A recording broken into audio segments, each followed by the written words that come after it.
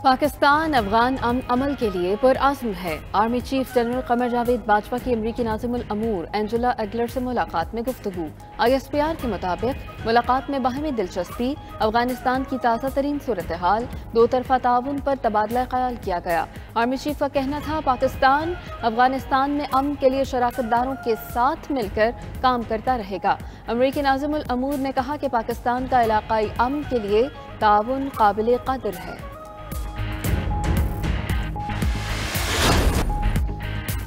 हुकूमत ने रिपोर्ट जारी करके सियासतदानों पर इल्जामात लगाए। शाहिद खाकान अब्बासी का कहना है वजीरों ने रिपोर्ट में मकबूजा कश्मीर को भारत का हिस्सा दिखा दिया। मार्शल लॉ के हर दौर में सियासी जमातों को रियासत दुश्मन कहा गया। हुकूमत की करप्शन पर बात करें तो नेशनल सिक्योरिटी का इशू बन जाता है। चोरी शुदा इलेक्शन के साथ आने वाले इल्जामात लगा रहे हैं। वजीर आजम परेशान हैं, अमरीका से फोन नहीं आया।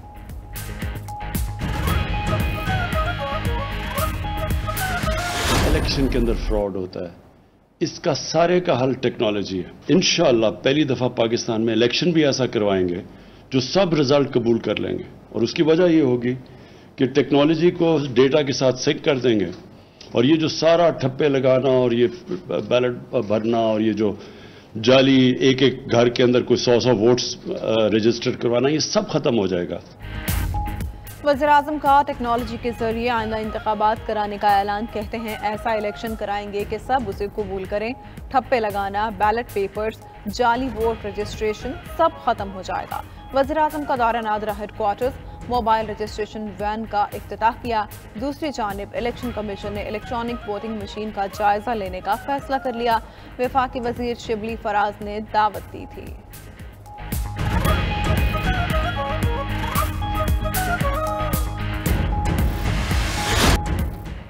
कोरोना की चौथी लहर, मजीद 79 अमवात और 4619 नए केसेस रिपोर्ट। गुज़िश्ता रोज कोरोना मुस्बत केसेस की शरह 7.76% रही। मुस्लिम लीग नून की रहनुमा मरियम नवाज का दूसरा कोरोना टेस्ट भी मुस्बत आ गया, घर में ज़ेरे इलाज है।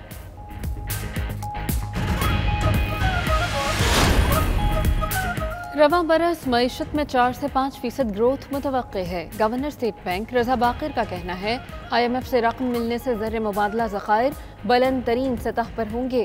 मुल्क की तारीख के बुलंद तरीन रिजर्व $19.5 बिलियन रहे। मई और जून में करंट अकाउंट खसारा ज्यादा रहा।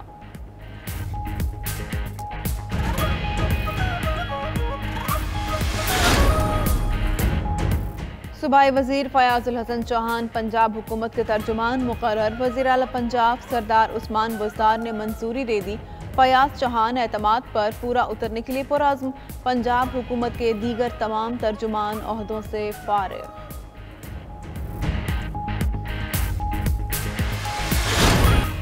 कराची में साहिल पर फंसा बहरी जहाज मदद का मुंतजर। आज भी जहाज को गहरे पानियों में धकेलने के लिए इमदादी कार्रवाइयों का आगाज न हो सका।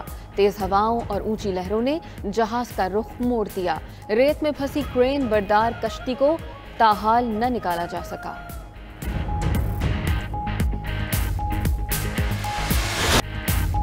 पूरा मुल्क आज़ादी का जश्न भरपूर तरीके से मनाने के लिए तैयार। गलियों, बाजारों और मार्केटों में सब्ज़ हिलाली परचमों की बहार।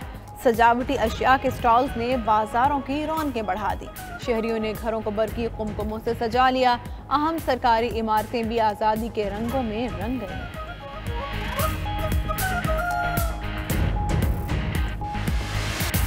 जश्न आज़ादी के रंग 92 न्यूज़ के संग वतन अजीज से मोहब्बत का इजहार कीजिए। कौमी परचम उठाइए, तस्वीर बनाइए, वीडियो पैगाम रिकॉर्ड कीजिए और भेज दीजिए हमारे व्हाट्सएप नंबर पर। हम आपका मिली जोश और जज्बात दुनिया को दिखाएंगे। हमारा व्हाट्सएप नंबर आपकी टीवी स्क्रीन पर।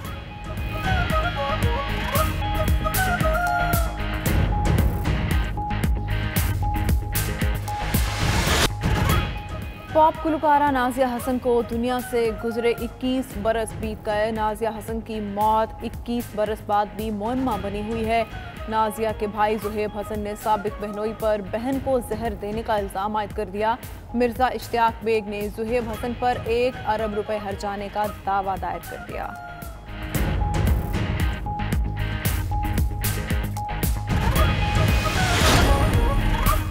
हुकूमत का DG sports board Arif Hussain के इस्तीफे का मुतालबा। शहबाज गिल कहते हैं कौम आरिफ हुसैन से फौरी घर जाने का मुतालबा कर रही है। वफाकी वजीर फहमीदा मिर्जा कहती हैं ओलंपिक्स कमेटी के डायरेक्टर ऐसे डील कर रहे हैं जैसे कमेटी हुकूमत से ऊपर हो।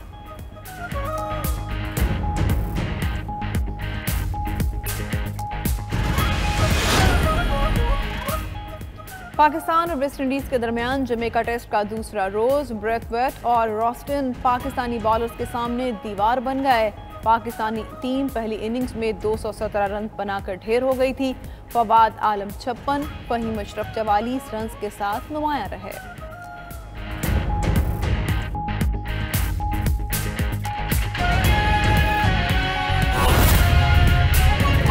अभी आपको बराह रास्त इस्लामाबाद लिए चलेंगे। मुस्लिम लीग नून के रहनुमा न्यूज़ कॉन्फ्रेंस कर रहे हैं कि इस मुल्क की सियासी जमातें जो कौमी असम्बली और सेनेट में और सूबाई असम्बली में पाकिस्तान के अवाम की नुमाइंदगी करती हैं वो रियासत दुश्मन है।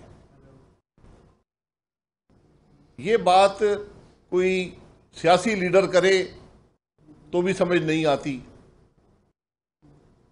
मुल्क के अंदर मीडिया में ये बातें आएं तो समझ नहीं आती।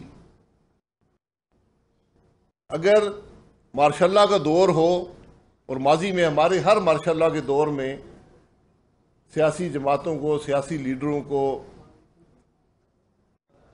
जर्नलिस्ट को रियासत दुश्मन कहा गया है, ये लक़ब दिया गया है। लेकिन एक नाम नेहाद जमहूरी हुकूमत जो बिलाशुबा एक चोरी शुदा इलेक्शन के नतीजे में आई है, अगर आज वो ये महसूस करे और हुकूमती वसाइल इस्तेमाल कर कर ये इल्ज़ाम लगाए कि इस मुल्क के सियासतदान रियासत दुश्मन है, इस मुल्क के सहाफ़ी रियासत दुश्मन है, इस मुल्क के मुहिब वतन लोग रियासत दुश्मन हैं, तो फिर बाकी क्या रह जाता है? इस बात में कोई शुबा नहीं है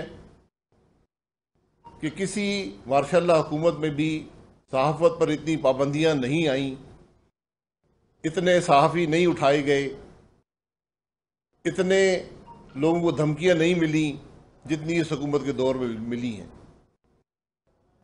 कभी भी मार्शल्लाह के ज़माने में भी इस तरह अवाम की आवाज़ को दबाने की कोशिश नहीं की गई जो इस हुकूमत में की गई है। और असल सवाल तो ये है कि ये क्यों किया जाता है। ये मामूली रिपोर्ट नहीं है, 135 सफ़े की रिपोर्ट है, हुकूमत पाकिस्तान की रिपोर्ट है। इसमें इस रिपोर्ट की हकीकत क्या है इसका अंदाज़ा आपकी दो बातों से पता चलेगा। इस रिपोर्ट में 5-6 जगह पर